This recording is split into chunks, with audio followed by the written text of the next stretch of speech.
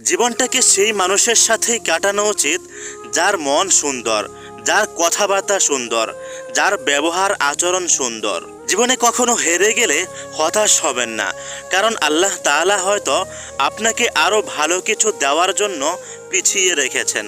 প্রতিটা মানুষের মনের মাঝে লুকানো কিছু কষ্টের স্মৃতি থাকে। কেউ সেটাকে প্রকাশ করে, আবার কেউ সেটাকে নীরবে সহ্য করে। সবসময় নিজের প্রতি পরিপূর্ণ বিশ্বাস রাখবেন, কারণ আপনি যদি নিজেই নিজের প্রতি বিশ্বাস রাখতে না পারেন তাহলে অন্য কেউ রাখবে না। আপনি যদি কোথাও যেতে চান আর যেখানে যাবেন সেখানের সব মানুষ যাতে আপনাকে বলে যে আপনাকে খুব সুন্দর লাগছে, এরকমটা চাইলে আপনার সর্বপ্রথম যেই কাজটা করতে হবে সেটা হচ্ছে সাজগোজ করে প্রথমে আপনি নিজের দিকে নিজে চেয়ে দেখবেন। যদি দেখেন যে আপনার নিজের কাছে নিজেকে সুন্দর লাগছে, তাহলে বুঝবেন যে অন্যদের কাছেও আপনাকে সুন্দর লাগবে। আপনাকে প্রতিষ্ঠিত হওয়ার জন্য যারা সাহায্য করছে না, আপনি নিজে প্রতিষ্ঠিত হয়ে তাদেরকে দেখিয়ে দিন যে তাদের ছাড়াও আপনি সফল হতে পেরেছেন।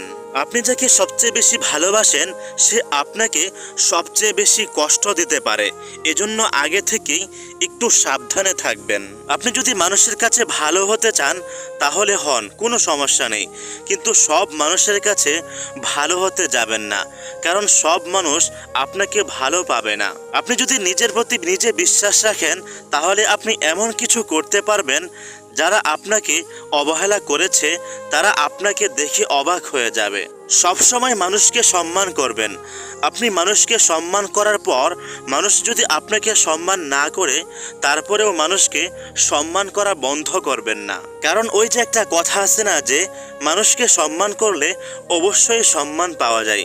কিন্তু আপনি যদি মানুষকে সম্মান করার পরেও আপনি সম্মান না পান তাহলে মন ঘাবড়ানোর কোনো প্রয়োজন নাই।